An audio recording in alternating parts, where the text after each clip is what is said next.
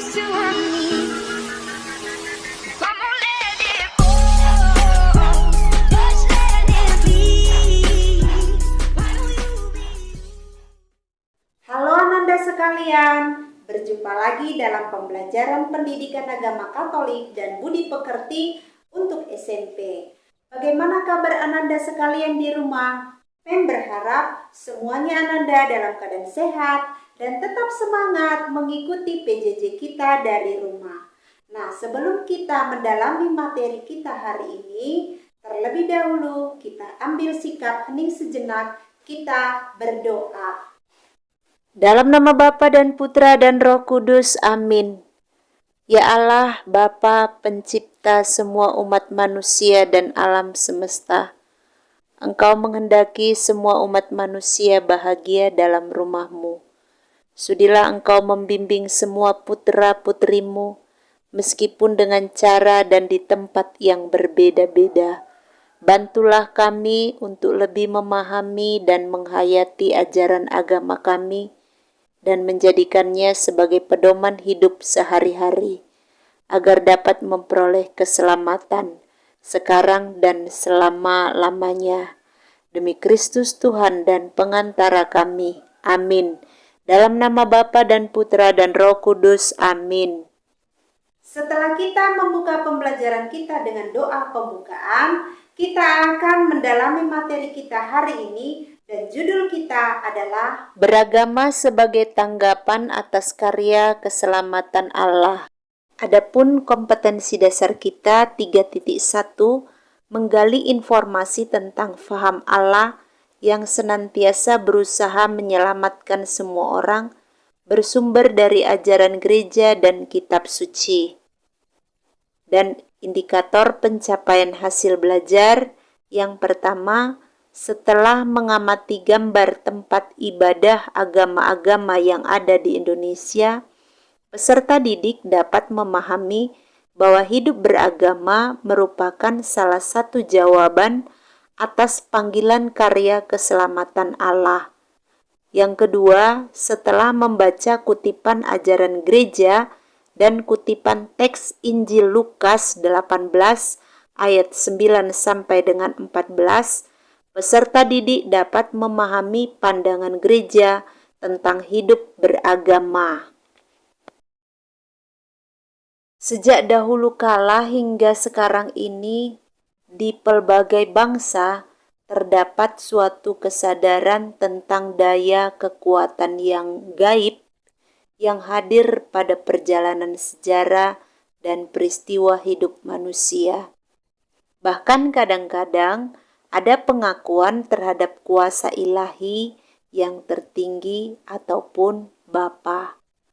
Maka kesadaran dan pengakuan itu meresapi kehidupan bangsa-bangsa dengan semangat religius yang mendalam.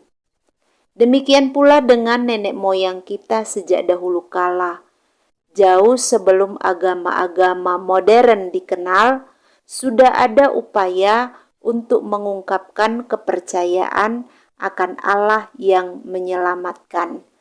Ananda sekalian, kita akan melihat macam-macam agama dan alasan manusia menganut agama. Untuk itu, mari kita mengamati beberapa gambar tempat-tempat ibadah dari masing-masing agama yang ada di Indonesia. Ananda sekalian, setelah kita mengamati beberapa tempat-tempat ibadah dari masing-masing agama yang ada di Indonesia, kita semakin mengetahui bahwa di Indonesia banyak juga tersebar agama-agama asli. Sebagian masih dianut oleh suku-suku tertentu, tetapi sebagian sudah terpengaruh oleh agama-agama modern.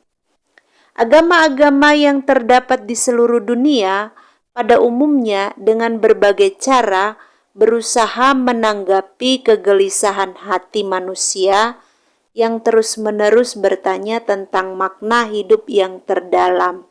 Misalnya, apakah manusia itu mengapa manusia hidup, mengapa ada penderitaan dan kesusahan, mengapa manusia bisa sakit, apa akhir dari kehidupan ini, dan kemana manusia sesudah kematian. Maka semua pertanyaan tersebut merupakan suatu misteri yang tak terjawab. Dan pada akhirnya manusia mempercayakan seluruh hidupnya kepada penyelenggaraan Tuhan melalui agama yang dianutnya. Lalu apa itu agama? Kamus Besar Bahasa Indonesia edisi ketiga yang dikeluarkan oleh Balai Pustaka tahun 2001 merumuskan agama itu ajaran sistem yang mengatur tata keimanan ataupun kepercayaan dan peribadatan kepada Tuhan yang Maha Esa serta tata kaidah yang berhubungan dengan pergaulan manusia dan manusia serta lingkungannya. Kemudian Dr. Franz Dahler juga mengartikan agama adalah hubungan manusia dengan sesuatu kekuasaan yang lebih tinggi daripada dia, dari mana dia merasa tergantung dan berusaha mendekatinya. Ada 5 unsur yang dapat kita temukan pada agama-agama. Yang pertama, jemaat atau umat. Jadi ada umatnya, ada jemaatnya. Kemudian ada tradisinya. Lalu ada ibadat atau upacara atau ritus dari agama tersebut. Lalu ada tempat ibadahnya di mana umat atau jemaat boleh bersama-sama mengadakan upacara atau ibadat. Lalu ada petugas ibadatnya. Lalu mengapa manusia menganut agama tertentu? Ada beberapa alasan mengapa manusia menganut agama. Yang pertama, menemukan jawaban. Manusia itu sering menghadapi berbagai pertanyaan yang sulit untuk dipecahkan oleh kemampuan akal budinya. Pertanyaan-pertanyaan itu berkaitan dengan hidup manusia itu sendiri, seperti dari mana manusia berasal, mengapa ada penderitaan atau bencana di dunia ini, kemana manusia sesudah ia mati, dan sebagainya. Tetapi selain itu juga ada pertanyaan-pertanyaan tentang segala sesuatu yang dilihat atau dialaminya, seperti siapa yang mengatur gerak benda angkasa sehingga dapat berjalan pada porosnya dan tidak bertabrakan? Siapa yang memberi daya hidup sehingga dalam benda-benda yang kelihatan mati sekalipun sesungguhnya ada kekuatan dan kehidupan yang luar biasa? Misalnya atom yang kemudian dapat diolah jadi bom atom. Yang kedua, mencari perlindungan. Dalam hidupnya, manusia kerap kali merasa tidak berdaya. Manusia seringkali menyadari kekuatan yang jauh lebih hebat dari dirinya. Nah, kekuatan itu tampak dalam bentuk bencana, gejala alam, atau kejadian yang menimpa dirinya. Karena itu, kekuatan tersebut dapat menghancurkan, tetapi juga dapat sangat membantu. Perasaan tidak berdaya itulah yang akhirnya mendorong manusia untuk meminta perlindungan terhadap kekuatan lain yang lebih hebat itu. Dengan berlindung kepada kekuatan itu, manusia merasakan aman. Yang ketiga, meneguhkan tata nilai. Dalam hidupnya, manusia mau tidak mau harus berelasi dengan sesamanya. Dari pengalaman berhubungan dengan orang lain tersebut, baik dengan individu maupun dengan kelompok, manusia menemukan ada nilai-nilai tertentu yang bersifat membangun, dan ada juga yang sifatnya dapat merusak relasi itu sendiri. Nah, nilai-nilai tersebut kemudian disebut nilai baik dan nilai jahat, atau nilai benar dan salah.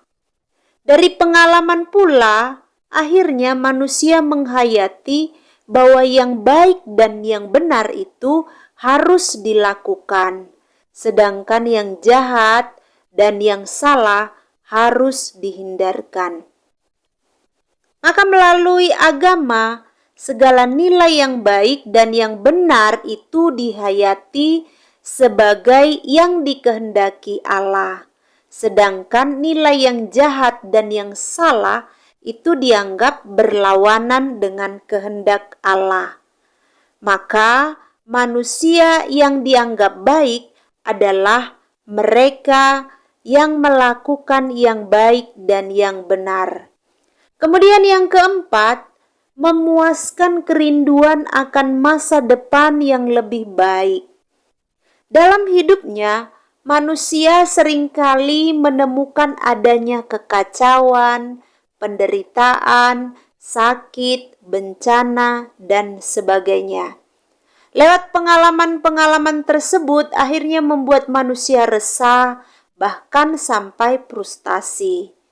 Dalam pergumulan hidupnya, manusia berpikir, kalau Allah demikian mencintai manusia, pasti Allah tidak menghendaki semuanya itu terjadi terus-menerus.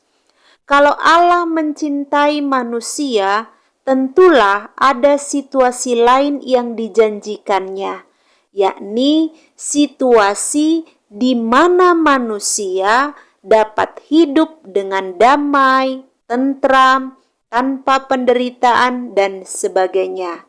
Hasil perenungan dan dialog dengan Allah akhirnya menghantar manusia pada pemahaman tentang surga dan juga pemahaman tentang neraka.